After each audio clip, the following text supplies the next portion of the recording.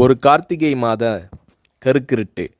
செங்கல்பட்டிலிருந்து படப்பிடிப்பை முடித்துக்கொண்டு எம்ஜிஆர் அவர்கள் நடுநிசி 12 மணி வாக்கில் காரில் வந்து கொண்டிருக்கிறார். கண் விழித்தவாறே தனது காரில் எம்ஜிஆர் அவர்கள் வந்து கொண்டிருந்த பொழுது வழியில் போலீஸ் உடையில் நின்ற ஒருவரை பார்க்கிறார். எம்ஜிஆர் அவர்களின் கார் அவரை கடந்து செல்கின்ற போது எம்ஜிஆர் அவர்களின் நெஞ்சில் பொறி தட்டுகிறது. ஆள் நடமாட்டமே இல்லாத இந்த அர்த்த ராத்திரியில் அந்த போலீஸ்காரர் பஸ்ஸுக்காக காத்து நிற்கிறார் என்பதை எம்ஜிஆர் அவர்கள் புரிந்து கொள்கிறார். உடனே தனது டிரைவரிடம் காரை நிறுத்த சொல்கிறார் எம்ஜிஆர். கார் பின்னோக்கி வருகிறது. போலீஸ்காரரின் அருகில் காரை நிறுத்தி கதவை திறந்து ஏறுங்கள், எங்கே போக வேண்டும் என்கிறார் எம்ஜிஆர். பரவாயில்லை, நான் பஸ்ஸிலே வந்து விடுகிறேன் என்கிறார் அந்த போலீஸ்காரர். நேரமாகிவிட்டது, இனி இந்த ரூட்டில் பஸ் கிடையாது, ஏறிக்கொள்ளுங்கள் என்று எம்ஜிஆர் அவர்கள் வலுக்கட்டாயம் செய்ய போலீஸ்காரர் வேண்டா வெறுப்பாக ஏறுகிறார். காரின் உள்ளே லைட் போட்டு சாப்பிட்டீங்களா என்று கேட்டுக்கொண்டே தனது சீட்டுக்கு பின்னால் இருந்த பிஸ்கெட் பழங்களை எடுத்து கொடுக்கிறார் எம்ஜிஆர். இப்படி ஓசியில் பயணம் செய்வதே எனக்கு உடன்பாடில்லை. இன்னும் நீங்கள் உண்ண சொல்லி வேறு என்னை இழிவுபடுத்தாதீர்கள் என்று போலீஸ்காரர் மறுக்கிறார். எம்ஜிஆர் அவர்கள் பூரிக்கிறார். இருப்பவனிலிருந்து இல்லாதவன் வரை படித்து பதவியில் இருக்கும் எத்தனையோ பேர் எனக்கு அது வேண்டும் இது வேண்டும் என்று எம்ஜிஆர் அவர்களிடம் வேண்டியதை பெற்று செல்கிறார்கள். ஆனால் சாதாரண பொறுப்பில் இருக்கும் இந்த போலீஸ்காரரின் நேர்மை எம்ஜிஆர் அவர்களை மெய்சிலிர்க்க வைத்துவிட்டது. எம்ஜிஆர் அவர்களின் கார் கத தூரத்தில் வந்து கொண்டிருந்தாலும் காரின் நிறத்தையும் ஒளியையும் மனம் கமலும் ஓடிக்கான் வாசனையையும் வைத்து இது எம்ஜிஆர் அவர்களின் கார் என்றும் கார் சென்ற தடத்தை தொட்டு வணங்குகின்ற அளவுக்கு புகழுடன் திகழ்ந்த நேரம் அது. அரை மணி நேரம் கார் சென்று கொண்டிருக்கிறது.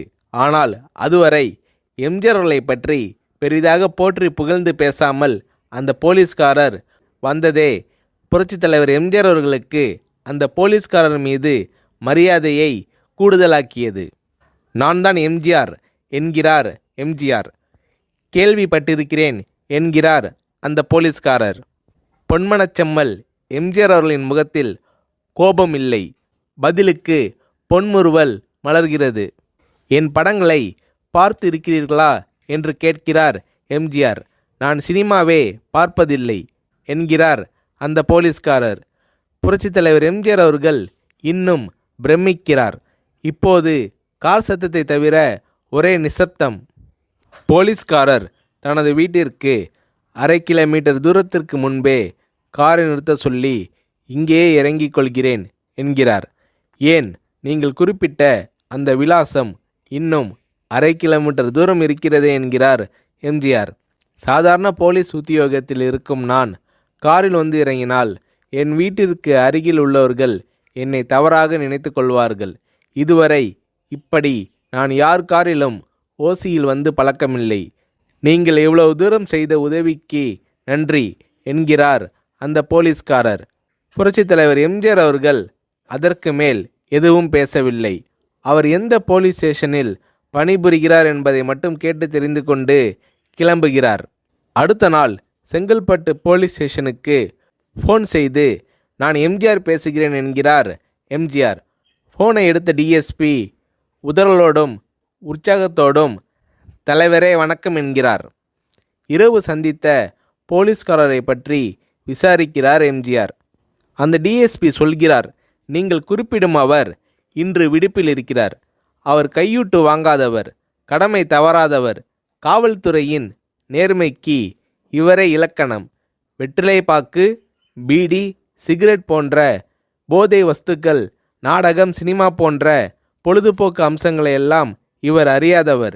கல்யாண வயதில் உள்ள 3 பெண்களையும் கரை சேர்க்க முடியாமல் கஷ்டத்தில் இருக்கிறார் என்கின்ற விபரம் டிஎஸ்பியால் எம்ஜிஆர் அவர்களுக்கு சொல்லப்படுகிறது. அவரை நாளை என் தோட்டத்திற்கு வர சொல்லுங்கள் என்கிறார் எம்ஜிஆர். கேட்டுக்கொண்ட டிஎஸ்பி உங்களோடு ஃபோனில் ஆளுக்கு ஒரு வார்த்தை பேச இன்ஸ்பெக்டர், சப் இன்ஸ்பெக்டர் உட்பட எல்லோரும் ஆசைப்படுகிறார்கள். ஃபோனை அவர்களிடம் கொடுக்கலாமா என்கிறார். எம்ஜிஆர் அவர்கள் கொடுங்கள் என்கிறார். பேசுகிறார். அந்த போலீஸ் ஸ்டேஷனே புண்ணியம் பெற்றதாக மகிழ்ச்சி அடைகிறார்கள் அந்த போலீஸ்காரர்கள். மறுநாள் அந்த போலீஸ்காரர் ராமவரம் தோட்டத்திற்கு அழைத்து வரப்படுகிறார். அவரிடம் பேப்பரில் மடித்த பெரிய பணக்கட்டை கொடுத்து, இதை வைத்து உங்கள் பெண்களின் கல்யாணத்தை நடத்துங்கள் என்கிறார் எம்ஜிஆர்.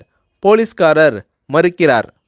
நான் ஏதாவது உங்களிடம் காரியமாற்ற சொல்லி அதற்காக கொடுத்தால் அது தவறு. என்னால் ஆக வேண்டியது உங்களுக்கும், உங்களால் ஆக வேண்டியது எனக்கும் எதுவும் இல்லை. நான் உங்கள் கூட பிறந்த ஒரு சகோதரனாக நினைத்து கொடுக்கிறேன், பெற்றுக்கொள்ளுங்கள் என்று சொன்ன பிறகு கேட்டும் கூட கிள்ளி கொடுக்காத கனவான்கள் வாழும் இந்த உலகில் ரோட்டில் நின்றவனை அழைத்து சென்று அள்ளி கொடுத்த எம்ஜிஆர் அவர்களின் கருணையில் நெகிழ்ந்து போய் பெற்றுக்கொள்கிறார் அந்த போலீஸ்காரர்.